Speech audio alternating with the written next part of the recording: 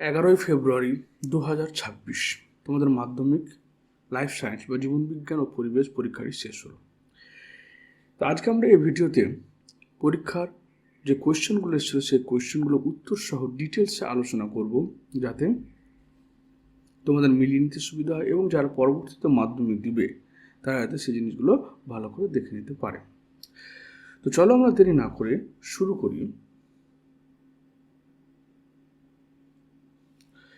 প্রথম 2026 life science এর প্রথম প্রশ্ন হচ্ছে বিভাগ ক, যেখানে তোমার 15টি এমসিকিউ কোয়েশ্চেন থাকে।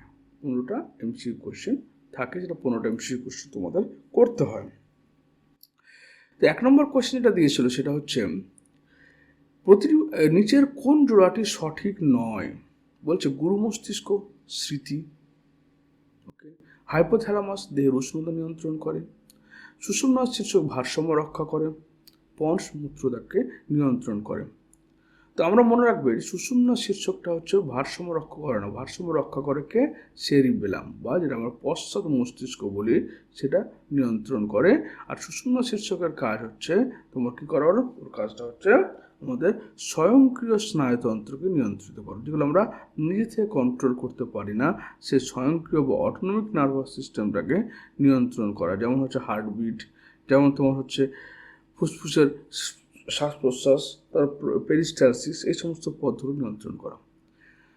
2 নম্বর কোয়েশ্চেন বলছে কাজের প্রকৃতি অনুযায়ী অপটিক স্নায়ু, ভেগাস স্নায়ু এবং ট্রক্লিয়ার স্নায়ু হলো যথাক্রমে সংজ্ঞাবাহ, মিশ্র এবং আজ্ঞাবাহ স্নায়ু।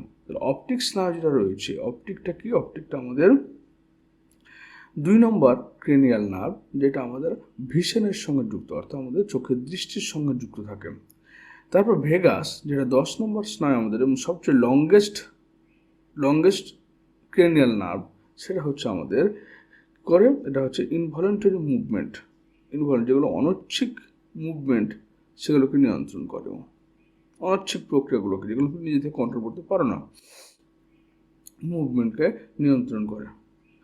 ট্রক্লিয়ার হচ্ছে একটা ট্রক্লিয়ার, এটা হচ্ছে আমাদের 4 নম্বর ক্রেনিয়াল নার্ভ, যেটা আই মুভমেন্টকে, আই মাসেল মুভমেন্ট, চোখের যে পেশি, সিলিয়ারি পেশি, সেই সিলিয়ারি পেশির মুভমেন্টকে নিয়ন্ত্রণ করে।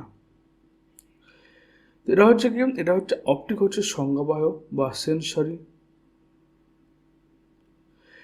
ভেগাস হচ্ছে মিক্সড নার্ভ। আর অকিলোমোটর হচ্ছে তোমার, ট্রক্লিয়ার হচ্ছে আজ্ঞাবাহ মোটর নার্ভ। 3 নম্বর কোয়েশ্চেন বলছেন এ স্তম্ভ দেওয়া শব্দগুলো বি স্তম্ভের সঙ্গে মিলাও। প্রথমে হচ্ছে কি ন্যাস্টিক কি, যেটা হচ্ছে গতিপথ অনুসারে না হয়ে, উদ্দীপকের গতিপথ অনুসারে না হয়ে তোমার উদ্দীপকের তীব্রতা অনুসারে ঘটে। তীব্রতা কি ঘটছে তোমার হচ্ছে এখানে যেমন ফোটোন্যাস্টিক, যেটা আলোর তীব্রতা অনুসারে ঘটছে। সূর্যমুখীর ফুল তীব্র আলোকে ফুটে, 1 নম্বর বি অ্যান্সার। থার্মো মানে কি? টেম্পারেচার, উষ্ণতার প্রভাবে যেটা খুলছে, সে 2 নম্বর হচ্ছে ডি অ্যান্সার। টিউলিপ ফুল উষ্ণতায় ফোটে। সিসমো মানে কি? টাচ, অর্থাৎ কোন স্পর্শ প্রভাবে যখন কোনো চলন ঘটে, স্পর্শের তীব্রতার উপর ভিত্তি করে চলন ঘটছে, তখন সেটাকে বলছি আমরা সিসমোন্যাস্টি, যেমন লজ্জাবতীর লতা। কেমোন্যাস্টি, কোন রাসায়নিক পদার্থের সংস্পর্শে এসে যখন কোন চলন ঘটছে, সেটা কেমোন্যাস্টি হয়ে গেল তোমার। সূর্যের পাতা, রোম পোকার দেহে রাসায়নিক পদার্থের প্রভাব বেঁকে যায়। এরপর আমরা চলে আসছি 4 নম্বর কোয়েশ্চেন বলছে নিচের কোন ঘটনাটি প্রাণীকোষের মাইটোসিস টেলোফেজ দেখা যায়। টেলোফেজ মানে কি? যেখানে নিউক্লিয়াস এবং নিউক্লিয় পর্দা আবার পুনরায় ফিরে আসে, অর্থাৎ যেটা প্রোফেজ দশা যেটা অবলুপ্ত ঘটেছিল, এটা হচ্ছে প্রোফেজ, যেখানে নিউক্লিয়াস এবং নিউক্লিয় পর্দা দুটোই তোমার বিলুপ্ত হয়ে গিয়েছিল। আপত্যক্রমে মেরুর দিকে চলন, এটা হচ্ছে কথায় অ্যানাফেজ দশায়, অ্যানাফেজ। নিউক্লিয় পর্দা নিউক্লিয়াস পুনরায় তৈরি হয়েছিল, টেলোফেজ। আর ক্রোমোজোমগুলো কোষের বিষুব অঞ্চলে সজ্জিত হয়েছিল, মেটাফেজ। 5 নম্বর কোয়েশ্চেন বলছে স্বপরাগযোগ সম্পর্কে নিচের কোনটি কোন বক্তব্য? স্বপরাগযোগ মানে একই ফুলের মধ্যে যখন পুরুষ এবং স্ত্রী দুটো থাকে, বা তোমার একই গাছের ফুলের একই গাছের একই ফুলের মধ্যে যখন থাকবে, তাহলে স্বপরাগযোগের ক্ষেত্রে কোনো বাহকের প্রয়োজন হয় না, যদি একই ফুলের মধ্যে থাকে। Right answer. অধিক সংখ্যায় পরাগণ অপচয় ঘটে, এটা হচ্ছে ইতর পরাগযোগের ক্ষেত্রে। আপত্যজীবে নতুন গুণ দেখা যায়, এটা ইতর পরাগযোগের ক্ষেত্রে। বেশি হারে বীজ অঙ্কুরিত হয় ইতর পরাগযোগের ক্ষেত্রে।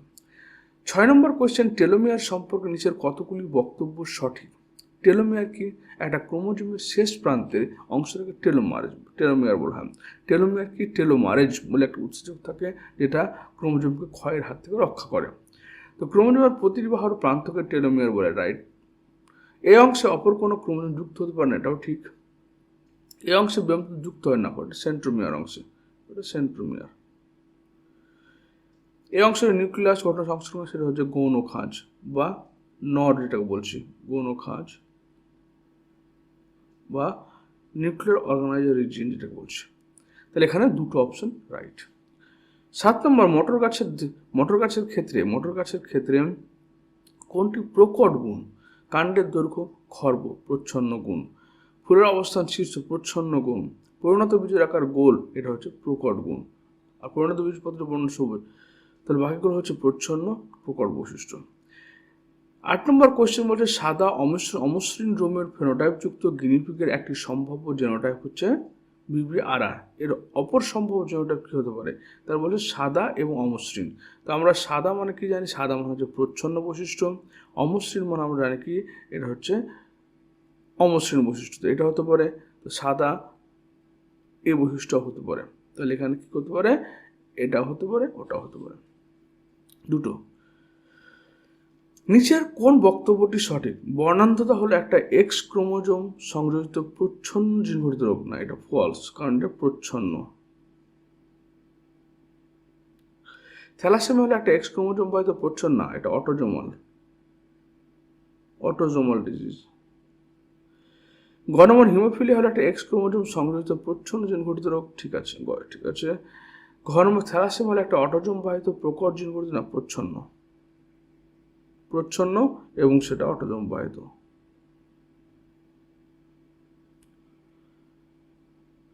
এবার 9 নম্বর কোয়েশ্চেন আমরা চলে আসছি, 10 নম্বর কোয়েশ্চেনে চলে আসছি। নিচে বিবর্তন সম্পর্কিত কয়েকটি ধারণা উল্লেখ করা হলো, যেমন 1 নম্বর ব্যবহার এবং ব্যবহারের সূত্র। কে দিয়েছিল এটা দিয়েছিল ল্যামার্ক। যোগ্যতমের উদ্বর্তনটা কে দিয়েছিল? এটা ডারউইন দিয়েছিল। অর্জিত বৈশিষ্ট্যের বংশানুসরণ কে দিয়েছিল? ল্যামার্ক দিয়েছিল। প্রাকৃতিক নির্বাচন কে দিয়েছিল? এটা হচ্ছে ডারউইন দিয়েছিল। অস্তিত্বের জন্য সংগ্রাম, ডারউইন। অত্যাধিক হারে বংশবৃদ্ধি, ডারউইন। এদের মধ্যে ডারউইন তত্ত্বের প্রতিপাদ্য বিষয় এবং ডারউইন তত্ত্বের মূল উপপাদ্য বিষয়গুলো কোনগুলো ছিল? সেটা ছিল কি? দুখানা। সেটা হলো কি? 1 নম্বর হচ্ছে প্রাকৃতিক নির্বাচন এবং অস্তিত্বের জন্য সংগ্রাম। প্রাকৃতিক নির্বাচন এবং অস্তিত্বের জন্য সংগ্রাম এটি মূল প্রতিপাদ্য। ডারউইনের যে থিওরি ছিল তার প্রধান বিষয় ছিল প্রাকৃতিক নির্বাচন এবং অস্তিত্বের জন্য সংগ্রাম। তার দুটো অপশন এখানে রাইট। 11 নম্বর বলছে মিলার এবং উরের পরীক্ষায় জীবদের কোন মূল উপাদানে তৈরি হয়েছিল? সেখানে অ্যামাইনো অ্যাসিড তৈরি হয়েছিল। 12 নম্বর কোয়েশ্চেন হচ্ছে ঘোড়ার বিবর্তনের ধারায় আধুনিক ঘোড়ার সামনের দিকে আর পিছনের পায়ের কোন কোন পরিবর্তন লক্ষ্য করা যায়? এদের খুর আছে এবং একটি করে আঙ্গুল আছে। এটা। 13 নম্বর কোয়েশ্চেন পশ্চিমবঙ্গের জলদাপাড়া, বেথুয়াডহরি এবং সুন্দরবন হলো কি? জলদাপাড়া হচ্ছে জাতীয় উদ্যান, বেথুয়াডহরি হচ্ছে অভয়ারণ্য এবং সুন্দরবন হচ্ছে বায়োস্ফিয়ার রিজার্ভ। 14 নম্বর হিমালয়ের কস্তুরী মৃগ আর সর্পগন্ধা উদ্ভিদ বিপন্ন হবার প্রধান কারণ কি? এটা হচ্ছে চোরা শিকার এবং অতিরিক্ত ব্যবহার। 15 নম্বর কোয়েশ্চেন বলছে মাটি দূষণের একটি ফল হলো কি? বধিরতা হচ্ছে শব্দ দূষণ। বিশ্ব উষ্ণায়ন, বায়ু দূষণ। ব্রঙ্কাইটিস, এটা হচ্ছে বায়ু দূষণ। জীব বিবর্তন হচ্ছে মাটি দূষণের একটা উদাহরণ, যেখানে দূষিত পদার্থের পরিমাণটা বিভিন্ন পুষ্টি স্তরে, জল থেকে বিভিন্ন পুষ্টি স্তরে বেড়ে যাচ্ছে।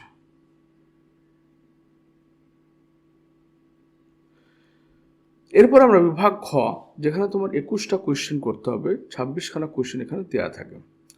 প্রথম হচ্ছে 1 নম্বর কোয়েশ্চেন হচ্ছে প্রতিবর্ত চাপে হলো কারক অঙ্গ। তার পেশি হচ্ছে প্রতিবর্ত চাপে পেশিগুলো হচ্ছে তোমার কারক অঙ্গ। 2 নম্বর দিচ্ছে শূন্যস্থান পূরণ করার ক্ষেত্রে ক্রোমাটিন জালিকা এবং ক্রোমোজোম হলো ডিএনএ অণুর কুণ্ডলীকরণের পৃথক পৃথক অবস্থা, ডিএনএ অণু। 3 নম্বর হচ্ছে মুক্ত এবং যুক্ত দুই কানের লতির মধ্যে প্রকট বৈশিষ্ট্য হলো মুক্ত কানের লতি হচ্ছে প্রকট বৈশিষ্ট্য, যুক্ত প্রচ্ছন্ন। বিজ্ঞান অপারিনের মতে এটা হচ্ছে অটোজোমাল প্রকট বৈশিষ্ট্য। বিজ্ঞান অপারিনের মতে প্রাণ সৃষ্টির আগে পৃথিবীর বায়ুমণ্ডল জারণ বা বিজারণ ক্ষমতার বিচারে বিজারণ প্রকৃতির ছিল, বিজারণ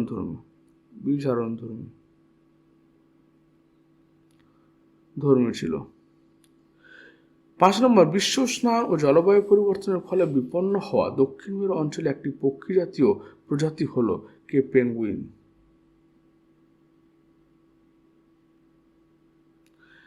6 নম্বর হচ্ছে নাইট্রোসোমোনাস এবং নাইট্রোব্যাক্টার নাইট্রোজেন চক্রের নাইট্রিফিকেশন ধাপের সঙ্গে যুক্ত।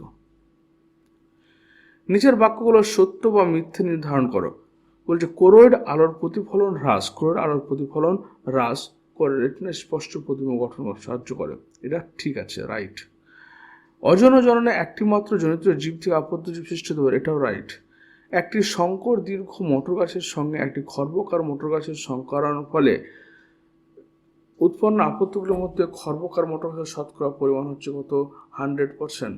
ফলস, এটা ফলস। 10 নম্বর হচ্ছে সমসমস্ত অঙ্গ অভিসারী বিবর্তনকে নির্দেশ করে না। সমসমস্ত হচ্ছে কি? সমসমস্ত মানে তার উৎপত্তি এবং গঠন এক, কিন্তু ওরা বিভিন্ন পরিবেশে বসবাস করার জন্য বিভিন্ন রকম হচ্ছে, তাই এটা হচ্ছে অপসারী, ফলস। তুষারচিতা সুন্দরল্যান্ড হটস্পটের একটি বিপন্ন প্রাণী, ফলস। জীববাহিনীর মুখগুলো বীজের সুপ্ত অবস্থা ভাঙতে সাহায্য করে, রাইট। এবার এই স্তম্ভের সঙ্গে বি স্তম্ভের উপযুক্ত শব্দের সমতা বিধান করো। প্রথম হচ্ছে কি? অ্যাডাক্টার পেশি, এটা পাইরিফর্মিস। মিওসিস, যেটা ক্রোমোজোম সংখ্যা ধ্রুবক রাখা এর কাজ। গ নম্বর জেনেটিক কাউন্সিলিং, বংশগত রোগ প্রতিরোধ করার জন্য জেনেটিক কাউন্সিলিং করা হয়। লালা গ্রন্থি হচ্ছে কি? ল্যাটিসিমাস লালা গ্রন্থি মাছের লাল গ্রন্থি, রেড গ্ল্যান্ড মাছের পটকার গ্যাসের সঙ্গে মাছের পটকার গ্যাস ভরতে সাহায্য করে। নাইট্রাস অক্সাইড, এটা একটা গ্রিন হাউস গ্যাস এবং বৃদ্ধির কোষীয় বিভেদন দশা এর কলা এবং অঙ্গ গঠন করার 4 নম্বর হচ্ছে রাইট। এরপরে চলে আসবে একটি শব্দ বা একটি বাক্যে একটি সম্পূর্ণ বাক্য উত্তর দাও। বিসদৃশ্য শব্দটি বেছে লেখো। প্রথম প্রোল্যাকটিন, ভেসোপ্রেসিন, অ্যাসিটাইলকোলিন এবং ইনসুলিন। এখানে দেখো প্রোল্যাকটিন বা ভেসোপ্রেসিন, ইনসুলিন সবগুলো হচ্ছে হরমোন, কিন্তু অ্যাসিটাইলকোলিনটা হচ্ছে নিউরো ট্রান্সমিটার, এটা হচ্ছে নিউরো ট্রান্সমিটার। 2 হচ্ছে নিউরোগ্লিয়া কোষের একটি কাজ কি? নিউরোগ্লিয়া কোষের কাজ হচ্ছে তোমার নিউরনকে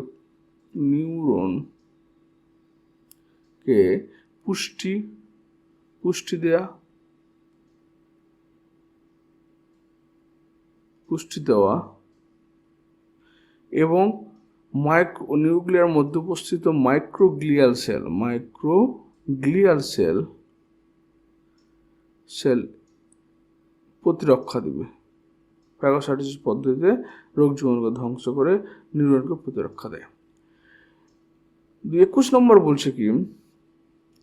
নিচের শব্দজোড়ের সম্পর্ক বুঝে দ্বিতীয় শব্দজোড়াটি শূন্যস্থান উপযুক্ত বসাও। তাহলে পিউরিন এবং অ্যাডেন, তাহলে পিউরিন বেশ হচ্ছে কি? অ্যাডেনিন, গুয়ানিন, পিউরিন হচ্ছে থাইমিন, সাইটোসিন বা ইউরাসিল, এখানে হচ্ছে থাইমিন। এবার বিবিআরআর জেনোটাইপ সম্পন্ন দুটি জীবের সংকর জননের ক্ষেত্রে F2 জনতের সৃষ্টি আপত্যের মধ্যে বিবিআরআর জেনোটাইপ অনুপাত 1:4 হলো। ওই জনতে বিবিআরআর জেনোটাইপ দুটির অনুপাত কত হবে? তাহলে এখানে অ্যান্সার হবে কি? যে জেনোটাইপ কত হবে? তাহলে আমরা এখানে এটা যদি করে দেখি, তাহলে বিবিআরআর এর সঙ্গে বিবিআরআর ক্রস হচ্ছে। যার ফলে আমার তৈরি হয়েছে বিবি আর আর।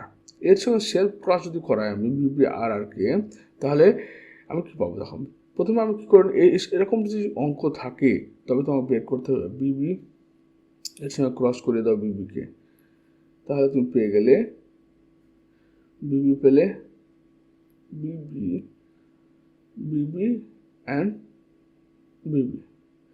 সেম একইভাবে আর ক্ষেত্রে ক্রস করে দাও। এই ফর্মুলাটা ভালো করে মনে রেখে দাও, তাহলে যে কোনো জিনোটাইপ অল্পভাবে বের করতে পারবে সহজে। আর আর আর আর আর আর এবার আমার চেয়েছে কি, চেয়েছে বি বি আর আর। তো বিবি দেখো কটা বেরিয়েছে, একটা বিবি বেরিয়েছে, চারটার মধ্যে একটা, তাহলে 1-এর 4 গুণিত আর বেরিয়েছে কটা, দুটো, 2-এর 4, তাহলে আমার হয়ে গেল 16টার মধ্যে দুটো হচ্ছে বিবি আর পেয়েছি আমি, তাহলে এটা পেয়ে গেলাম 2। এবার বিবি আর ক্ষেত্রে দেখো বিবি আর আর, তাহলে এটা কত পেয়েছি, দুটো পেয়েছি বিবি, 2/4 ইন্টু আর কটা পেয়েছি, আর পেয়েছি একটা, 1/4, দ্যাট ইজ 2/16। তো এটাও পাচ্ছি কি 2/6, 2/2, আর মানে হচ্ছে 1:1। তাহলে দুটো করে বিবি আর পেয়েছি, দুটো করে বিবি আর পেয়েছি, 1:1 ফর্মে লেখা যেতে পারে। 23 নম্বর হচ্ছে মটর ফুলের কোন বৈশিষ্ট্যের জন্য মটর গাছের স্বপরাগযোগ এবং প্রয়োজনীয় ইতর পরাগযোগ ঘটানো যায়। কারণ মটর গাছের ফুলটা হচ্ছে উভলিঙ্গ ফুল বলে এখানে মেল এবং ফিমেল দুটোই প্রেজেন্ট রয়েছে। এবার তার জন্য স্বপরাগযোগ প্রাকৃতিকভাবে ঘটছে। এবার ইতর পরাগযোগ ঘটাতে গেলে শুধু ইমাস্কুলেশন পদ্ধতিতে যেগুলো পুংকেশর রয়েছে সেগুলো বাদ দিয়ে দিলেই তোমার ইতর পরাগযোগ ঘটানো যাবে। 24 নম্বর হচ্ছে একই খাদ্যের জন্য দুটি ভিন্ন প্রজাতির পাখির মধ্যে জীবন সংগ্রামের একটা উদাহরণ দাও। যেমন ধরে নাও একটা হরিণ, সেই হরিণকে মারলোকে, হরিণকে খাওয়ার জন্য বাঘ এবং হায়েনাদের মধ্যে সংগ্রাম হচ্ছে। এটা হচ্ছে ভিন্ন প্রজাতির জীব।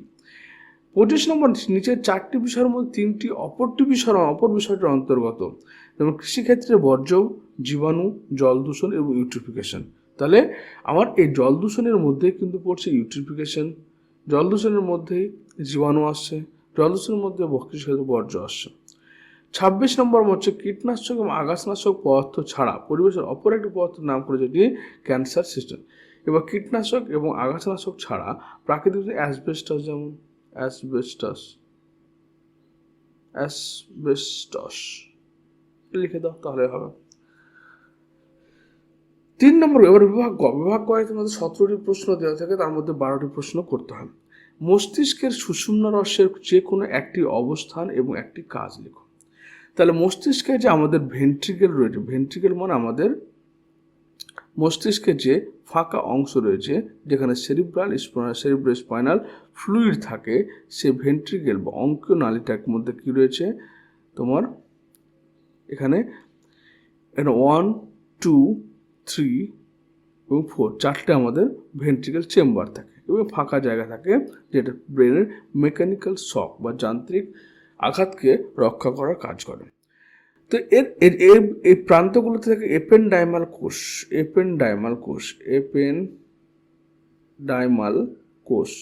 এপেনডাইমাল সেল থেকে তোমার তৈরি হয় কি সিএসএফ, সেরিব্রোস্পাইনাল ফ্লুইড।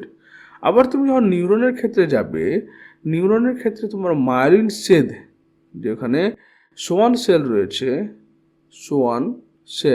সেই সোয়ান সেল থেকে তোমার কি রয়েছে এই সিএসএফ তৈরি হচ্ছে। সিএসএফ এর কাজ কি, সিএসএফ হচ্ছে কি ওর মধ্যে উপস্থিত ফ্যাগোসাইটিক কোষ তোমার নার্ভাস সিস্টেমকে প্রোটেকশন দেয়। নাম্বার 2 হচ্ছে যে তোমার সেরিব্রোস্পাইনাল ফ্লুইডের মাধ্যমে নিউরনের পুষ্টি প্রদান করা হয় এবং কোনো আঘাত থেকে রক্ষা করে, মেকানিক্যাল শক অ্যাবজর্বের কাজ করে। অক্ষিগোলকের নিম্নলিখিত দুটি অংশের একটি করে কাজ লেখো। তো কর্নিয়া কি, কর্নিয়া হচ্ছে আমাদের চোখের একবারে সবচেয়ে বাইরের দিকের অংশ, যেটা আলোর প্রতিসরণ করতে সাহায্য করে, প্রতিসারক মাধ্যম হিসেবে কর্নিয়া কাজ করে। আইরিস কি করে, আইরিস হচ্ছে যেখানে চোখের চোখের লেন্সের উপরের দিকে আইরিসটা থাকে। এই আইরিসের কাজ হচ্ছে চোখের বর্ণ নির্ধারণ করা এবং চোখের মধ্যে আলো প্রবেশটাকে নিয়ন্ত্রণ করবে। 3 নম্বর, গর্ভাবস্থা সূচিত হলে প্রোজেস্টেরন হরমোন কি কি ভূমিকা পালন করে? তো গর্ভাবস্থা যখন হয়ে গেল, গর্ভ চলে আসলো, তখন প্রোজেস্টেরন হরমোনের কাজ হচ্ছে যে এন্ডোমেট্রিয়ামটা রয়েছে, অর্থাৎ ফিমেল বডিতে এ ধরনের একটা ফেলোপিয়ান টিউব এবং এটা জরায়ু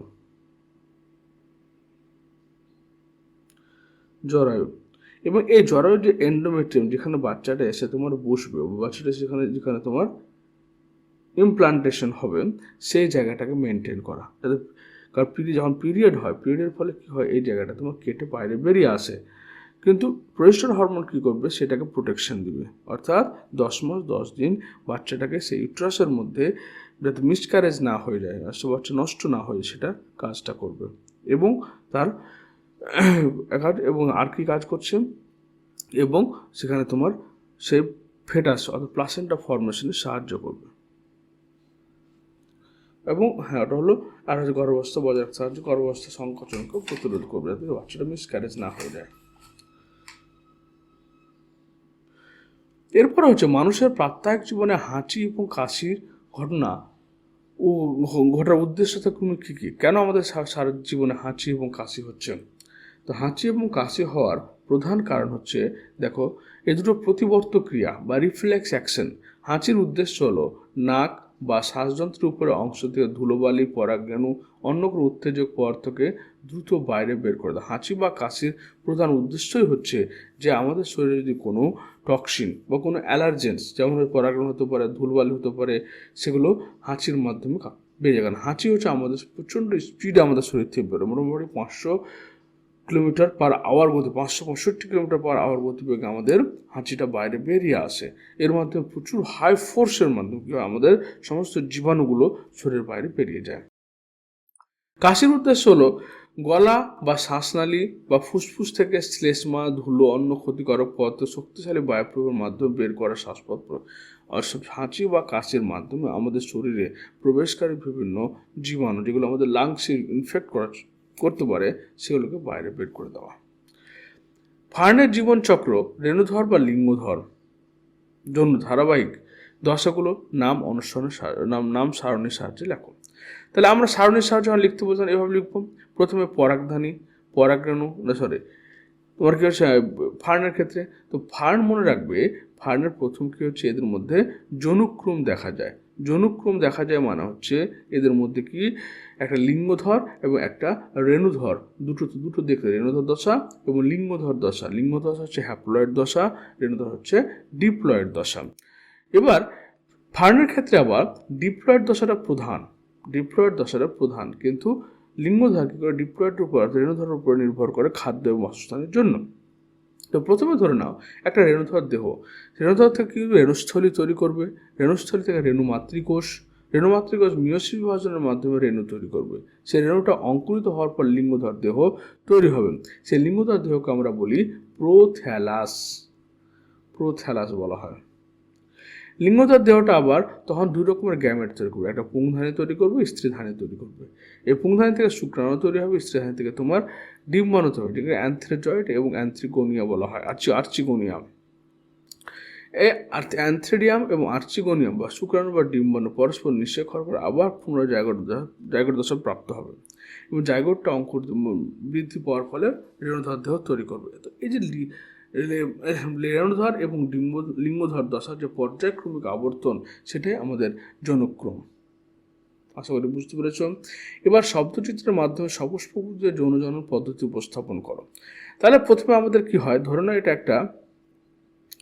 একটা ফুলের তোমার এটা গর্ভকেশর এবং রয়েছে এটা তোমার গর্ভাশয় বা যেটাকে আমরা বলি ওভারি। ওভারের মধ্যে কি রয়েছে, ওভারের মধ্যে রয়েছে তোমার ডিম্বক, অর্থাৎ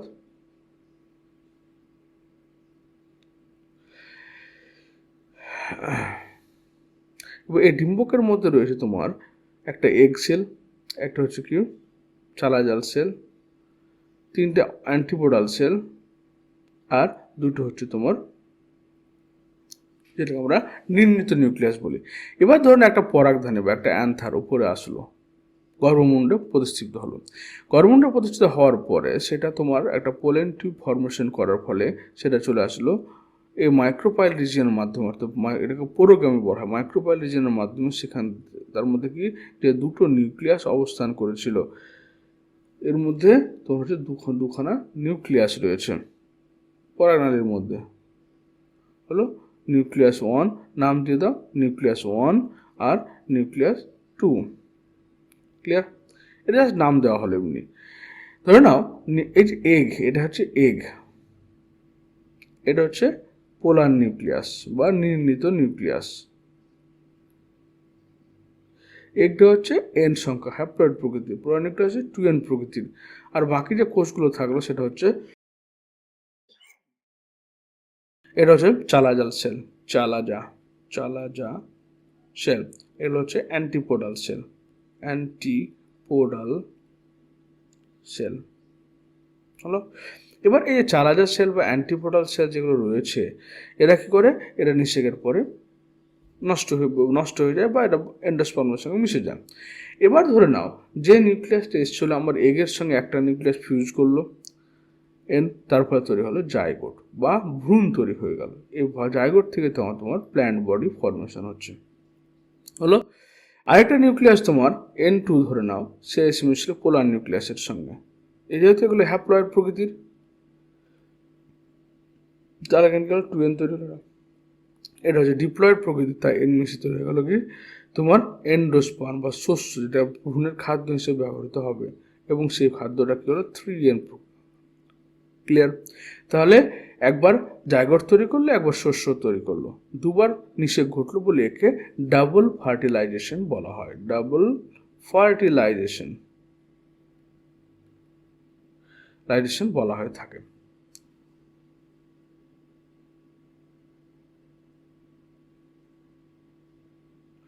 এবার চলে এসো আমরা ক্রোমোজোমের রাসায়নিক উপাদানগুলো কি থাকে। একটা ক্রোমোজোমের মধ্যে যে উপাদানগুলো থাকে সেগুলো হচ্ছে, ওর মধ্যে ডিএনএ থাকে 40%, প্রোটিন থাকে 58%, অল্প পরিমাণে আরএনএ থাকে 1%, ধাতু বা আয়ন থাকে 1%। 8 নম্বরে বংশগতির সম্পর্কিত নিচের শব্দটি ব্যাখ্যা করো। প্রথমে হচ্ছে কি লোকাস।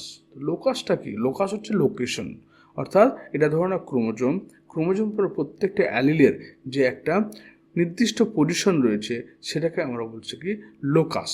ক্রোমোজোমের উপরে যে নির্দিষ্ট একটা জিন অবস্থান করে তাকে ওই জিনের লিকাস বলে। এবার অ্যালিল কি জিনিস? অ্যালিল হচ্ছে কি জিনের অল্টারনেটিভ ফর্মকে অ্যালিল বলে। যেখানে এখানে ধরো পি, এটা পি, এগুলো হচ্ছে একটা অ্যালিল। ওকে, একই জিনের বিভিন্ন রূপ বা বিকল্প প্রকারগুলিকে একে অপরের অ্যালিল বলে। যেমন মটর গাছের উচ্চতা জিনের জন্য দুটি অ্যালিল টি এবং টি দরকার হয়েছে, সেটা হচ্ছে একটা অ্যালিল। দুটো অ্যালিল দিয়ে একটা জিন, দুটো অ্যালিল ধরুন টি আর টি, এটা কি করছে? টল প্ল্যান্ট অর্থাৎ লম্বা গাছকে নির্ধারণ করছে।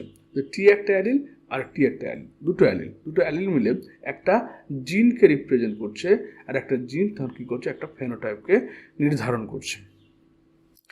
যদি একজন বর্ণান্ধ বাহক মহিলা, বলছে এখানে যে একজন যদি বর্ণান্ধ বাহক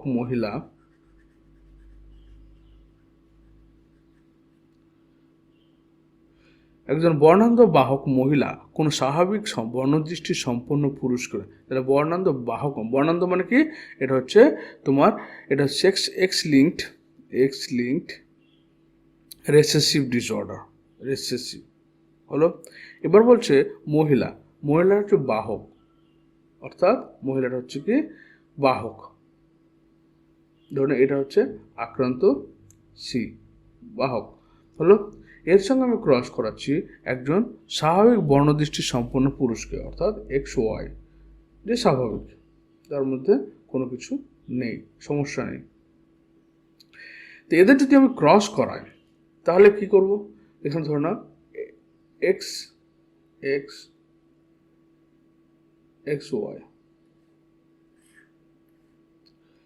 তাহলে এখানে আমার সমস্যাটা কোথায়? সমস্যা রয়েছে মেয়েদের ক্ষেত্রে একটা এক্স ক্রোমোজোমের সমস্যা রয়েছে। তাহলে বাবা সর্বদা মেয়েকে এক্স ক্রোমোজোম দেবে, তো বাবার এক্স ক্রোমোজোম চলে গেল মেয়ের কাছে, মেয়ে সুস্থ হয়ে গেল। আবার মাও এক্স ক্রোমোজোম দেবে, তো মা চলে গেল, হয়ে গেল মা, বাহক হয়ে গেল। বাচ্চাটা হচ্ছে একটা মেয়ে বাহক হলো এবং একটা মেয়ে সুস্থ হলো। ছেলেদের ক্ষেত্রে কি হচ্ছে? বাবা সর্বদা ছেলেকে ওয়াই ক্রোমোজোম দেবে, তাই XY নর্মাল ছেলে হলো এবং একজন ছেলে কি হলো আক্রান্ত হয়ে গেল, একজন ছেলে আক্রান্ত হয়ে গেল। তাহলে এখানে কি হলো, পুত্র এবং কন্যার প্রত্যেকের বর্ণন্ত প্রকাশিত হওয়ার সম্ভাবনা কত? তাহলে একজন পুত্র স্বাভাবিক হবে, একজন পুত্র তোমার আক্রান্ত হবে। 25% সন্তান এবং 20 আক্রান্ত হবে, আর মেয়ের আক্রান্ত হবে না, শুধুমাত্র একটা বাহক হবে। তারপর চলে এবার পরবর্তী প্রশ্ন।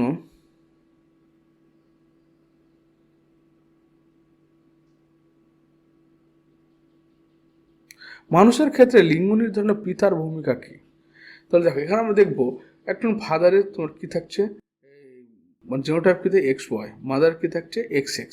তাহলে যখন গ্যামেট তৈরি হবে তখন X and Y ডিফারেন্ট হয়ে গেল, কিন্তু মাদার X এর X থাকলো। বাবা সর্বদা ছেলেকে Y ক্রোমোজোম দিবেন, এবং দেখা যাচ্ছে যে Y ক্রোমোজোম যে জিনোটাইপের মধ্যে যাচ্ছে তারা মেলকে নির্ধারণ করছে। তারা ডেফিনেটলি ওয়াইয়ের মধ্যে একটা জিন রয়েছে যে জিনটা তোমার মেলকে নির্ধারণ করে, সে জিনটার নাম হচ্ছে SRY জিন, সেক্স ডিটারমিনেশন রিজিয়ন ওয়াই। তো যে জিনোটাইপ বা যে কম্বিনেশনের মধ্যে ওয়াই জিনটা প্রতিস্থাপিত যাচ্ছে সেটা হচ্ছে মেল, আর যেখানে ওয়াই না গিয়ে শুধু এক্স যাচ্ছে সেখানে হচ্ছে ফিমেল। তা দুটো এক্স থাকলে ফিমেল, এক্স এবং ওয়াই থাকলে মেল। তারপর চলে আসছে কি 11 নম্বর কোয়েশ্চেন, লবণ সহনে সুন্দরী গাছের লবণ গ্রন্থির ভূমিকা কি? তাহলে সুন্দরী গাছে বিশেষ ধরনের লবণ গ্রন্থি থাকে।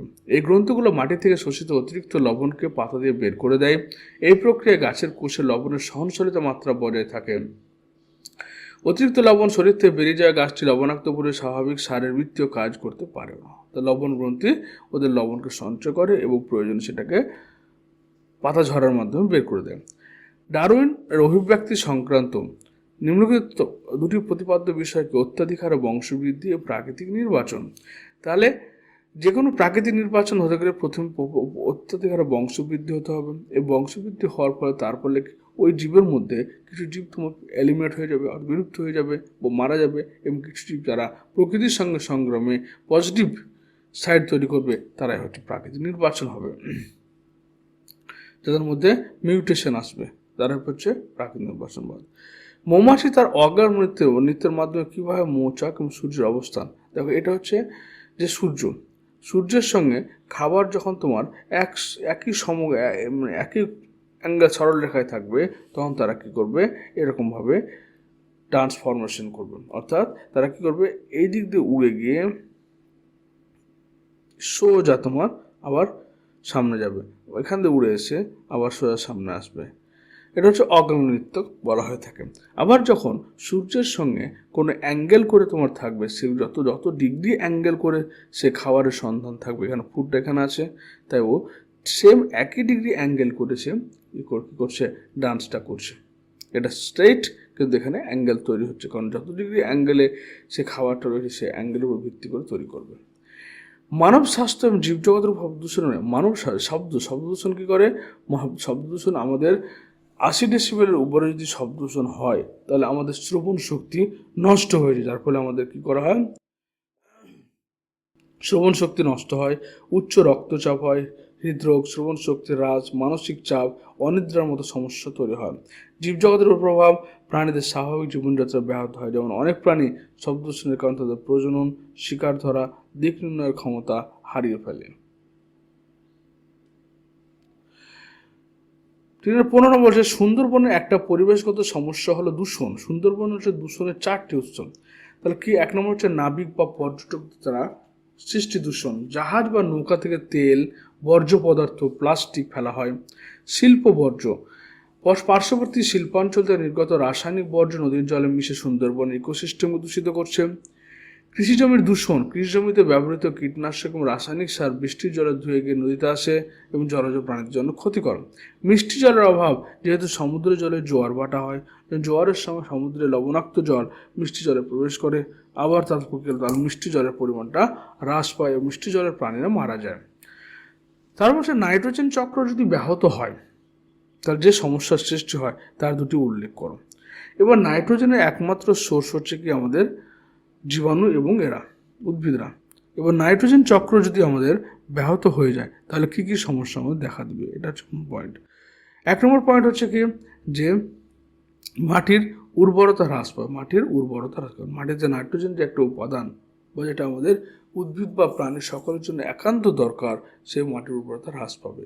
জলজ বাস্তুতন্ত্রের ক্ষতি হবে, কারণ কৃষিজমি থেকে অতিরিক্ত নাইট্রোজেন যৌগ জলে মিশে ইউট্রিফিকেশন, জলাশয় শৈবালের অতিরিক্ত বৃদ্ধি হয়ে জলজ প্রাণীদের মৃত্যু ঘটাবে। কুমির এবং রেড পান্ডা সংরক্ষণের পদ্ধতিগুলো কি কি? তার কুমিরের জন্য কুমির সংরক্ষণ প্রকল্প প্রজেক্ট কোকরাইল করা হয়েছে। তাদের প্রাকৃতিক বাসস্থান সংরক্ষণ করা, প্রজনন ক্ষেত্র তৈরি করা, অবৈধ শিকার রোধে আইন প্রণয়ন এবং কঠোর প্রয়োগ করা হয়েছে। রেড পান্ডা সংরক্ষণের জন্য রেড পান্ডা প্রজেক্ট চালু করা হয়েছে, যেখানে তাদের বাসস্থানের হিমালয় বনাঞ্চল সংরক্ষণ, করিডর তৈরি করা, স্থানীয় সম্প্রদায়ের মধ্যে সচেতনতা বৃদ্ধি এবং শিকার রোধ করা কাজগুলো করা হচ্ছে।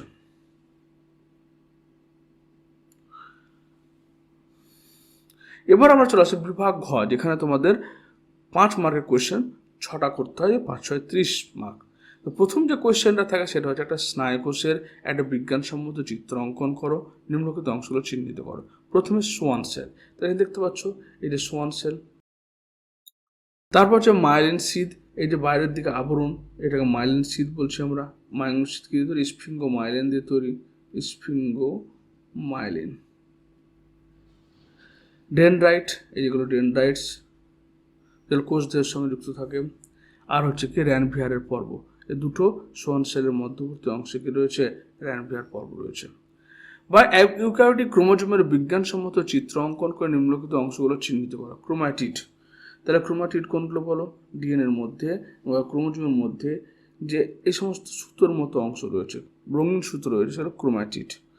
মুখ্য খাঁজ, এই যে প্রাইমারি কনস্ট্রিকশন আমাদের মুখ্য খাঁজ, যেখানে সেন্ট্রোমিয়ার থাকে, এবং গৌণ খাঁজ সেকেন্ডারি কনস্ট্রিকশন, যেখানে নিউক্লিয়ার অর্গানাইজার রিজন থাকে। নিউক্লিয়ার অর্গানাইজার এই সেকেন্ডারি কনস্ট্রিকশনে থাকে, এখানে এনওআর, যেখানে তোমার রাইবোজোমাল আরএনএ তৈরি হয়। আর টেলোমিয়ার, এই যে পিছনের দিকে থাকছে কি আমাদের টেলোমিয়ার। টেলোমিয়ার একই কোশ্চেন এখানে দৃষ্টিহীনদের জন্য রয়েছে। তারপর এখানে জীবজগতের 5টি অযৌন জনন পদ্ধতি উপযুক্ত উদাহরণ সহ বলো। তাহলে অযৌন জনন মানে কি? যেখানে একটাই মাত্র গ্যামেট, একটাই মাত্র তোমার পিতৃজন্ম দরকার পড়বে, সেখানে মেল এবং ফিমেল আলাদা দরকারও পড়বে না, এবং সেখানে গ্যামেট ফর্মেশন হবে না। এক নম্বর হচ্ছে ফিশন বা বিভাজন। তাহলে বিভাজনের ক্ষেত্রে কি হচ্ছে দেখো, এখানে নর্মালি ব্যাকটেরিয়াদের ক্ষেত্রে কি হয়? একটা কোষ, সেই কোষটা তোমার ফারো তৈরি হলো, তার বিভাজিত হয়ে গিয়ে দুটো কোষ তৈরি করলো। এটা হচ্ছে কোথায় পাওয়া যায়? অ্যামিবাতে পাওয়া যাচ্ছে, প্যারামিশিয়ামে পাওয়া যায়, ব্যাকটেরিয়ার বিভাজন পাওয়া যায়, প্লাজমোডিয়াম বহু বিভাজন পাওয়া যায়। কোরকোদ্গম, বার্ডিং, এখানে দেখো হাইড্রার ক্ষেত্রে একটা ছোট্ট বার্ড বেরিয়েছে, সে বার্ডটা বড় হচ্ছে, বড় হওয়ার পর সেটা আলাদা হয়ে গিয়ে নতুন গাছ তৈরি করবে। এটা হচ্ছে হাইড্রা এবং ইস্টে পাওয়া যায়। হাইড্রার ক্ষেত্রে বহুকোষী, ইস্টের ক্ষেত্রে এককোষী বার্ড তৈরি হয়। স্টেপ 4 খণ্ডীভবন। খণ্ডীভবনে কি বলছি? খণ্ডীভবনে তোমাদের ফ্র্যাগমেন্টেশন। স্পাইরোগারের ক্ষেত্রে এটা একটা খণ্ড তৈরি হলো এই ডিএনএটার, এবং সেই খণ্ড থেকে নতুন নতুন গাছ তৈরি হয়ে যাবে। স্টেপ 5 রেণু উৎপাদন। ছত্রাকের ক্ষেত্রে দেখো স্পোরের মধ্যে কি স্পোর বা রেণু তৈরি হচ্ছে, এই রেণুগুলো অঙ্কুরিত হওয়ার পর নতুন গাছ তৈরি করবে। এটা বিশেষ করে ছত্রাকদের মধ্যে সব কিছু দেখতে পাওয়া যায়, পেনিসিলিয়াম, মিউকর। রিজেনারেশন, তুমি এখানে প্ল্যানেরিয়ার ক্ষেত্রে দেখতে পাবে, প্ল্যানেরিয়ার ক্ষেত্রে কি হচ্ছে? কোনো একটা অংশ কেটে দিলে সেই অংশ থেকে আবার নতুন প্ল্যানেরিয়া তৈরি হবে। মাইটোসিস ও মিয়োসিসের মধ্যে নিম্নলিখিত 3টি বিষয়ের পার্থক্য লিখো। প্রথমে সংগঠন চিহ্ন। মাইটোসিস হয় দেহকোষে, মিয়োসিস হচ্ছে তোমার জনন কোষে। ক্রোমোজোম বিভাজনের প্রকৃতি। মাইটোসিসকে সমবিভাজন বলা হয়, কারণ একটা কোষ থেকে দুটো সম আকৃতি সমজেনেটিক গুণসম্পন্ন কোষ তৈরি হয়। কিন্তু মিয়োসিসে কি বলা হয়? হ্রাস বিভাজন বলা হয়, কারণ ক্রোমোজোম সংখ্যা কমে যায়। উৎপন্ন কোষের সংখ্যা, তো মাইটোসিস প্রক্রিয়ায় দুটো সমান আকৃতির কোষ তৈরি হয়, মিয়োসিস প্রক্রিয়ায় 4টি কোষ তৈরি হয়। পাথরকুচির অঙ্গজ বিস্তার কীভাবে সম্পন্ন হয়? তাহলে পাথরকুচি, এখানে ছবিটা দেখতে পাচ্ছ ব্রায়োফাইলাম পাথরকুচি, যার পাতার বাড থেকে তৈরি হচ্ছে, অর্থাৎ পাথরকুচি পাতার কিনারা খাঁজযুক্ত হয়। প্রতিটি খাঁজের গোড়ায় কাক্ষিক মুকুলের মতো এক বা একাধিক অস্থানিক মুকুল থাকে। যখন পাতাটি মাটিতে পড়ে ও মাটিতে থাকা অবস্থায় মুকুলগুলো উপযুক্ত পরিবেশ পায়, তখন মুকুল ছোট ছোট নতুন চারাগাছ জন্মায়।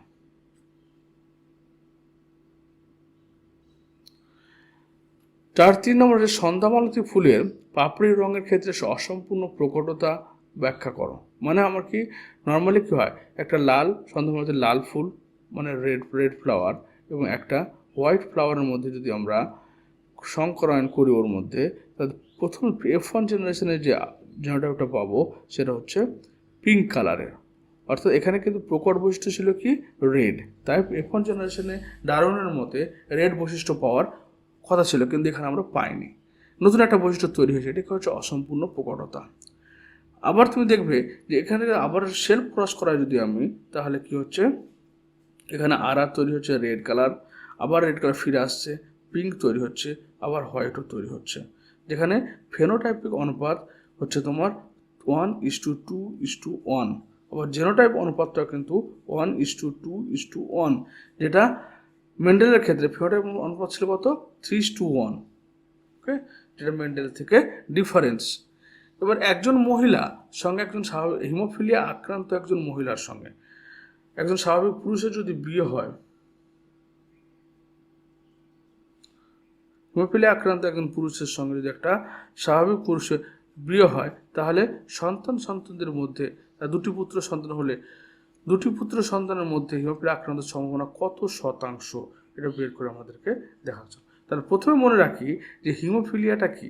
হিমোফিলিয়া হচ্ছে একটা x linked recessive disorder, x linked recessive প্রচ্ছন্ন একটা জিনগত অসুখ।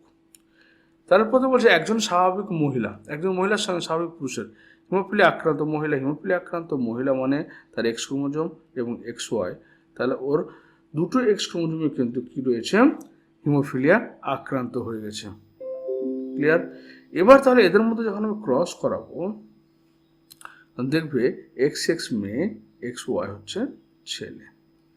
এদের ক্রস যখন করে দিলাম, তখন এখানে XX, মা সর্বদা ছেলে মেয়ে দুজনকে X দিবে, বাবা সর্বদা ছেলেকে Y দিবে এবং মেয়েকে কি দিবে, তোমার মেয়েকে X দিবে। এবার তাহলে দেখতে পাবো যে আমাদের দুটো এক্স ক্রোমোজোমে কিন্তু আক্রান্ত হয়েছিল মায়ের ক্ষেত্রে। তাহলে মা এক্স ক্রোমোজোম দেওয়া মানে দুটো মেয়ে বাহকে পরিণত হলো, আর দুটো ছেলেই তোমার কি হলো, আক্রান্ত হলো। যেহেতু ছেলের এক্স ক্রোমোজোম মায়ের কাছ থেকে আসে আর মায়ের দুটো এক্স ক্রোমোজোম খারাপ, তাহলে এখানে 100% ছেলে যারা সান তোমার এফেক্টেড হচ্ছে, আর 100% মেয়েরা বাহক হচ্ছে। মেন্ডেলের দ্বিসংকরজন সংক্রান্ত ফলাফল থেকে প্রাপ্ত সূত্রটিকে যখন দুই বা ততোধিক জোড়া বিপরীতধর্মী বৈশিষ্ট্য জীবের মধ্যে সংকরণ ঘটানো হয়, তখন একজোড়া বৈশিষ্ট্যের জিনগুলো অন্য জোড়া বৈশিষ্ট্যের জিনের উপর নির্ভরশীল না হয়ে স্বাধীনভাবে বিন্যস্ত হয়। গ্যামেট গঠনের সময় স্বাধীনভাবে ভিন্ন ভিন্ন গ্যামেটে প্রবেশ করে। এটা হচ্ছে স্বাধীন বিন্যাসের সূত্র। এবার TTR জেনোটাইপযুক্ত বলছে,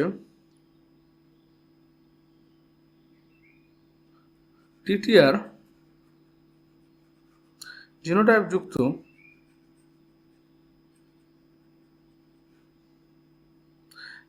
বিশুদ্ধ এবং খর্ব গাছের মধ্যে সংকরায়ন ঘটালে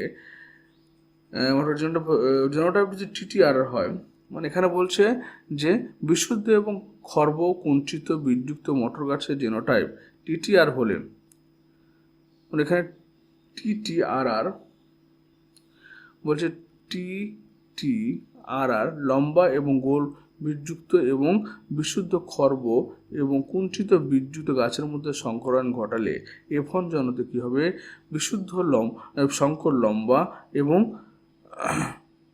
এবং গোলযুক্ত বীজ ফর্মেশন হবে। এরপর হচ্ছে যে ফেনোটাইপ সেগুলো উল্লেখ করে। এবার এখান থেকে আমরা যে গ্যামেটটা তৈরি করব সেটা হচ্ছে কি TR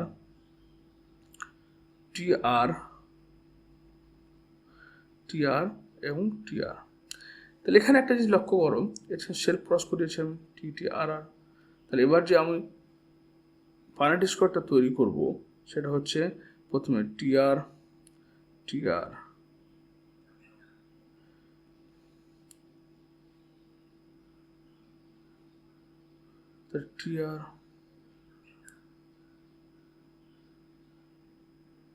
এটা হচ্ছে তৈরি হলো। এবার কথা হচ্ছে যে এখানে তুমি জাস্ট লক্ষ্য করো স্বাধীন বিন্যাসের সূত্রটাকে, যে দুই বা ততোধিক জোড় বিপরীতধর্মী বৈশিষ্ট্যযুক্ত জীব সংকরণ, দুটো বিপরীত বৈশিষ্ট্য সম্পন্ন জীবের মধ্যে সংকরণ ঘটানো হলো।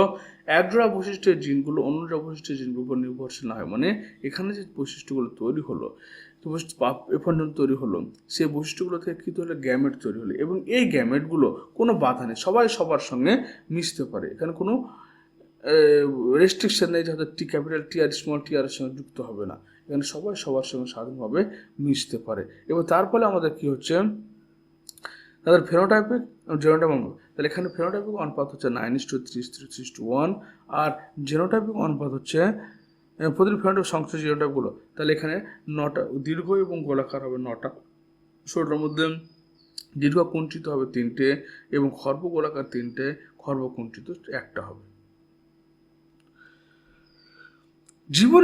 জীবের জৈব রাসায়নিক উৎপত্তি সংক্রান্ত মিলার এবং উডের পরীক্ষাটি বর্ণনা করে তার তাৎপর্য উল্লেখ করো। একটা হচ্ছে গরম তরল সুপ এবং কোয়াসারভেট। তাহলে মিলার এবং উডে কী করেছিল, সেই 4.5 বিলিয়ন ইয়ার্স আগতে যে পৃথিবী তৈরি হওয়া, পৃথিবীর অবস্থা কেমন ছিল সেটা প্রথম পরীক্ষার মাধ্যমে দেখিয়েছিল। তারা প্রথমে জল নিল, সেই জলটা সাধারণ জল, পুকুর বা সমুদ্রের জল, যেখানে সেটাকে হিট দিয়ে কী করা হলো, প্রচুর বয়েল করা হলো, এখানে হাই হিটে সেটা বয়েল করা হলো। বয়েল করার ফলে সেখান থেকে ভেপারটা তৈরি হচ্ছে, ভেপারটা যাওয়ার পরে ভেপারটা যাচ্ছে, ভেপারটা যখন উপরে গেল, একটা সময় গিয়ে বাইরে থেকে ইলেকট্রোডের মাধ্যমে সেখানে স্পার্কলিং তৈরি করা হলো, অর্থাৎ বিদ্যুৎ স্ফুলিঙ্গ তৈরি করা হলো। বিদ্যুৎ স্ফুলিঙ্গ হচ্ছে হাই ইলেকট্রন কণার স্রোত, বলে ইলেকট্রন কণাগুলো হচ্ছে নেগেটিভলি চার্জ, ওর আশেপাশে যে গ্যাসগুলো থাকবে সেই গ্যাসগুলোকে কী করে নেগেটিভলি চার্জ করবে, তার পাশের গ্যাসগুলো আবার পজিটিভলি চার্জ হয়ে যাবে, বলে তারা গ্যাসগুলো আয়নিত হয়ে পরস্পরের সঙ্গে মিশে, এখানে দেখো মিথেন, অ্যামোনিয়া, জলীয় বাষ্প এবং হচ্ছে হাইড্রোজেন, এই গ্যাসগুলো তৈরি হয়েছে। এবার সেটাকে সঙ্গে সঙ্গে আবার কন্ডেন্সারের মাধ্যমে কন্ডেনসেশন বা ঘনীভবন বিক্রিয়ায় ফেলে দেওয়া হলো। মানে পৃথিবী গরম হলো, এ ধরনের একটা পৃথিবী গরম, এবং গরম হওয়ার পরে প্রচুর মেঘ তৈরি হলো, মেঘের মধ্যে বিদ্যুৎ স্ফুলিঙ্গ ঘটলো, সেখানে চার্জ হলো গ্যাস চার্জ হওয়ার পর হঠাৎ পৃথিবী আবার ঠান্ডা হয়ে গেল। ঠান্ডা হওয়ার পরে তখন যে আয়নিত গ্যাসগুলো ছিল বাষ্পের সঙ্গে যুক্ত হলো এবং এখানে এসে জমা হলো।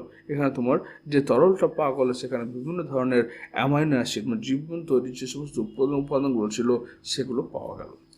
তা এই যে তোমার গরম যে জল, এই যে গরম জল পাওয়া গেল, এটাকে বলেছিল কি গরম তরল স্যুপ। এর প্রথম যে জীবটা তৈরি হয়েছিল তাকে বলা হচ্ছিল কোয়াসারভেট। তা গরম তরল স্যুপ হচ্ছে বিজ্ঞানী হ্যালডেন প্রবর্তন করেন। তার মতে আদিম পৃথিবীর সমুদ্রের গরম জলে বিভিন্ন অজৈব পদার্থ মিশে জৈব পদার্থ তৈরি হয়েছিল, তা গরম তরল স্যুপ বলছে। কোয়াসারভেট হল প্রোটিন এবং পলিস্যাকারাইডদের মতো বৃহৎ জৈব অণুর সমষ্টি, যা জলে মিশে কলয়েড কণা তৈরি করে। কণাগুলো একটি দ্বিস্তরীয় মেমব্রেন দ্বারা আবৃত থাকে। এদের মধ্যে বিপাকক্রিয়া ছড়ার সম্ভাবনা ছিল, মানে এটা একটা লিপিডের আবরণ, ওর মধ্যে কি রয়েছে, প্রোটিন রয়েছে, এর মধ্যে প্রোটিন রয়েছে, এর মধ্যে বিপাকক্রিয়া চলছে, রিজেনারেশন করতে পারছে। শিম্পাঞ্জির খাদ্য গ্রহণ সংক্রান্ত সমস্যা সমাধানের দুটি কৌশল বর্ণনা করো। একটা হচ্ছে লাঠি ব্যবহার করে উইপোকার ডিবি থেকে উইপোকা বের করে আনা, পাথর ব্যবহার করে শক্ত ফলের খোলা ভেঙে ফেলা। জিরাফের গ্রীবা লম্বা হওয়ার ঘটনা ডারউইনের অভিব্যক্তির সঙ্গে তত্ত্বের সাহায্যে ব্যাখ্যা করুন। ডারউইনের অভিব্যক্তি তত্ত্ব অনুসারে জিরাফের পূর্বপুরুষদের মধ্যে গলার দৈর্ঘ্যের বিভিন্নতা ছিল। লম্বা গলাযুক্ত জিরাফের উঁচু গাছের পাতা খেয়ে টিকে থাকতে পেরেছিল, বংশবৃদ্ধি করেছিল। প্রাকৃতিক নির্বাচনের মাধ্যমে ধীরে ধীরে লম্বা গলাযুক্ত জিরাফের সংখ্যা বৃদ্ধি পায় এবং খাটো গলাযুক্ত জিরাফের সংখ্যা কমে যায় এবং ধীরে ধীরে তারা বিলুপ্ত হয়ে যায়। এবার চলে আসছি আমরা 4-5 নম্বর কোয়েশ্চেন, নাইট্রোজেন চক্রের শব্দচিত্রের মাধ্যমে উপস্থাপন করো। তো একটা নাইট্রোজেন চক্রে আমাদের অর্থাৎ 5টা স্টেপ রয়েছে। প্রথম হচ্ছে কি নাইট্রিফিকেশন, যেটাকে আমরা নাইট্রোজেন সংবন্ধন বলছি। তো নাইট্রোজেন ফিক্সেশনের মাধ্যমে কি বায়ুমণ্ডলে যে আমাদের নাইট্রোজেন রয়েছে সেটা কি ফর্মে, এটা তোমার N+1N, এই নাইট্রোজেন হাইড্রোজেন যুক্ত হওয়ার ফলে হাইড্রোজেন NH, আবার এখানে তোমার আবার হাইড্রোজেন যুক্ত হওয়ার ফলে H2N, NH2 তৈরি হলো। আবার এখানে তোমার আরও হাইড্রোজেন যুক্ত হওয়ার ফলে 2 অণু অ্যামোনিয়া তৈরি করলো। এই পুরো প্রসেসটাকে আমরা নাইট্রোজেন ফিক্সেশন বা অ্যামোনিফিকেশন বলে থাকি। অ্যামোনিফিকেশন, এরপরে অ্যামোনিয়াটা তখন কী হচ্ছে, কাজে লাগলো ব্যাসিলাস, ক্লস্ট্রিডিয়াম, অ্যাজোটোব্যাক্টার, এ সমস্ত ব্যাকটেরিয়ার ফ্রি লিভিং ব্যাকটেরিয়ার মাধ্যমে এবং রাইজোবিয়ামের মতো ব্যাকটেরিয়ার মাধ্যমে অ্যাস্টোব্যাক্টর মাধ্যমে কী হয়, অ্যামোনিয়াতে কনভার্ট হয়। এবার অ্যামোনিয়াটা নাইট্রিফিকেশন পদ্ধতিতে নাইট্রোসোমোনাস ব্যাকটেরিয়ার মাধ্যমে নাইট্রাইট উৎপন্ন করে। নাইট্রাইট থেকে আবার নাইট্রোব্যাক্টেরিয়ার মাধ্যমে এটা NO3 কনভার্ট হয়। এবার NO3 বা NO2 উদ্ভিদরা শোষণ করে, যেখান থেকে আমরা নাইট্রোজেন পাই। এবার উদ্ভিদ বা প্রাণী যখন মারা যায় তখন কি ডিনাইট্রিফাইং ব্যাকটেরিয়া যেমন সিউডোমোনাস ডিনাইট্রিফিক্যান্সের মাধ্যমে আবার সেটা বায়ুমণ্ডলে ফিরে যায়। তাহলে 1 নম্বর নাইট্রোজেন ফিক্সেশনের প্রথমে হচ্ছে অ্যামোনিফিকেশন, প্রথম নাইট্রোজেনটা অ্যামোনিয়াতে কনভার্ট হলো। নাইট্রিফিকেশনে অ্যামোনিয়া থেকে নাইট্রাইট থেকে নাইট্রেট কনভার্ট হলো, তার অ্যাসিমিলেশন হলো, এবং তারপর হচ্ছে কি ডিনাইট্রিফিকেশনের মাধ্যমে আবার বায়ুমণ্ডলে ফিরে গেল। বায়ুদূষণকারী ভাসমান কণা, যেটাকে আমরা SPM বলি, সাসপেন্ডেড পার্টিকুলেট ম্যাটার, ধুলো, জলীয় বাষ্প, এগুলো মিলে তৈরি হয়। এবং গ্রিনহাউস গ্যাসের 2টি করে উৎস এক ধরনের। তাহলে কোথায়? এটি কলকারখানার ধোঁয়া থেকে শুরু হচ্ছে, তারপর গাড়ির ধোঁয়া থেকে শুরু হচ্ছে, তারপর বিভিন্ন ধরনের মানে জীবাশ্ম জ্বালানির দহনের মাধ্যমে এগুলো তৈরি হয়। তো ক্রমাগত বৃদ্ধির ফলে সৃষ্টি যে কোনো 5টি সমস্যার বর্ণনা করো। 1 নম্বর হচ্ছে খাদ্য সংকট, 2 নম্বর বাসস্থানের সমস্যা, 3 নম্বর পরিবেশের দূষণ, 4 নম্বর বেকারত্ব, 5 নম্বর স্বাস্থ্য পরিবেশের অপ্রতুলতা। যদি জনসংখ্যা বেড়ে যায় তাহলে আমাদের খাবারের সংকট দেয়, কারণ পরিবেশে জমি হচ্ছে লিমিটেড এবং সেখানে কি উৎপাদনটাও আমাদের লিমিটেড। কিন্তু খাদ্যের চাহিদা বেড়ে গেলে উৎপাদন যদি না বাড়ে তাহলে সংকট দেখা দেবে। বাসস্থানের সমস্যা, এবার পপুলেশন বড় হয়ে গেলে, বেশি হয়ে গেলে কী হয়, বাড়ি তৈরি করার জন্য বেশি জমির দরকার পড়বে, কৃষিকাজের জন্য জমি দরকার পড়বে। পরিবেশ দূষণ, বেশি লোক বেশি জিনিস ব্যবহার করবে, পরিবেশ দূষিত হবে, বেকারত্ব বাড়বে, স্বাস্থ্য এবং পরিষেবা ঠিকঠাকভাবে পৌঁছাতে পারবে না মানুষের মধ্যে। 6 নম্বর জীববৈচিত্র্য হ্রাসের সঙ্গে সংশ্লিষ্ট নিম্নলিখিত 3টি কারণ ব্যাখ্যা করো। 1 নম্বর হচ্ছে কি বাসস্থান ধ্বংস। নগরায়ন, শিল্পায়ন বা কৃষিকার্যের প্রসার বনভূমি কেটে ফেলার ফলে বন্যপ্রাণীদের প্রাকৃতিক বাসস্থান নষ্ট হয়ে যায়, যা জীববৈচিত্র্য হ্রাসের অন্যতম প্রধান কারণ। চোরা শিকার, গন্ডার, বাঘ, হাতি সহ বিভিন্ন প্রাণীর চামড়া, দাঁত, শিং, মাংসের জন্য অবৈধভাবে শিকার করা হয়, যা অনেক প্রজাতিকে বিলুপ্ত করে পথে নিয়ে যাচ্ছে। দূষণ, মাটি, জল, বায়ু দূষণের ফলে বাস্তুতন্ত্রের ভারসাম্য নষ্ট হচ্ছে। কীটনাশক, রাসায়নিক বর্জ্য, প্লাস্টিক দূষণ, এগুলো ক্ষতি করছে। এরপর হচ্ছে জীববৈচিত্র্য সংরক্ষণের জয়েন্ট ফরেস্ট ম্যানেজমেন্ট বা JFM এর ভূমিকাতে। JFM নামটা দেখে বুঝতে পারছো, জয়েন্ট ফরেস্ট ম্যানেজমেন্ট, যেখানে গভর্নমেন্ট প্লাস লোকাল পিপল দুজন মিলে একসাথে কোনো একটা সম্পদকে সংরক্ষণ করবে। জীববৈচিত্র্য সংরক্ষণের জয়েন্ট ফরেস্ট ম্যানেজমেন্ট বা যৌথ বন ব্যবস্থাপনা একটি গুরুত্বপূর্ণ উদ্যোগ। এর মাধ্যমে স্থানীয় জনগণ এবং বন বিভাগের উদ্যোগে বনাঞ্চল সংরক্ষণ করা হয়। এর সুবিধা কি? এর স্থানীয় সম্প্রদায়ের জীবনযাত্রার মান উন্নয়ন, পাশাপাশি বনের উপর নির্ভরশীলতা কমায় এবং সংরক্ষণ তাদের অংশীদারিত্ব নিশ্চিত করে। সুন্দরবনের পরিবেশগত সমস্যা হলো খাদ্য এবং খাদকের ক্রমাগত ভারসাম্য ব্যাঘাত। 3টি উদাহরণ সাহায্য করে, যেমন বাঘ এবং হরিণ। চোরা শিকারের ফলে বাঘের সংখ্যা কমে যায়, হরিণের সংখ্যা অস্বাভাবিকভাবে বেড়ে গেছে, যার ফলে গাছের উপর চাপ বাড়ছে, কারণ হরিণ বেড়ালে গাছ বেশি খাবে, গাছের সংখ্যা কমে যাচ্ছে।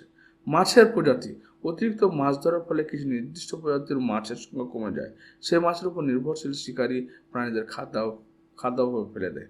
জলজ প্রাণী দূষণ, শিল্প বর্জ্য এবং তেল দূষণের ফলে জলজ প্রাণীদের মৃত্যু হয়, যা সমগ্র খাদ্য শৃঙ্খলকে প্রভাবিত করে। এবার লাস্ট আমাদের প্রশ্ন হচ্ছে কি, যে বায়োস্ফিয়ার হিসাবে গঠনগত অংশগুলোর নাম লেখো, বায়োস্ফিয়ার হিসাবে একটা উদাহরণ দাও। তাহলে হচ্ছে দেখো আমাদের কটা, একটা হচ্ছে কোর রিজিয়ন, এই সেন্ট্রাল পোর্শন রয়েছে কোর রিজিয়ন। এটি কঠোরভাবে সংরক্ষিত এলাকা, যেখানে মানুষের প্রবেশাধিকার নেই, প্রাকৃতিক পরিবেশ অক্ষত থাকে। তারপর বাফার জোন, কোর্জনের চারপাশে অবস্থিত, যেখানে গবেষণা, শিক্ষা, পরিবেশগত পর্যটনের মতো সীমিত কার্যকলাপ অনুমতি হয়েছে। তারপর ম্যানিপুলেশন বা ট্রানজিশন এরিয়া, সবচেয়ে বাইরের এরিয়া, যেখানে এটি বাইরের এলাকা, যেখানে বসতি, কৃষিকাজ, অন্য সামাজিক কার্যকলাপ অনুমতি রয়েছে, তবে তা টেকসই পদ্ধতিতে। উদাহরণ হচ্ছে কি, ভারতবর্ষের সুন্দরবন হচ্ছে একটা বায়োস্ফিয়ার রিজার্ভের উদাহরণ। তাই এই সমস্ত কোয়েশ্চেনটা আমি ডিটেলসে আলোচনা করে দিলাম, আশা করি তোমাদের ভালো লাগবে।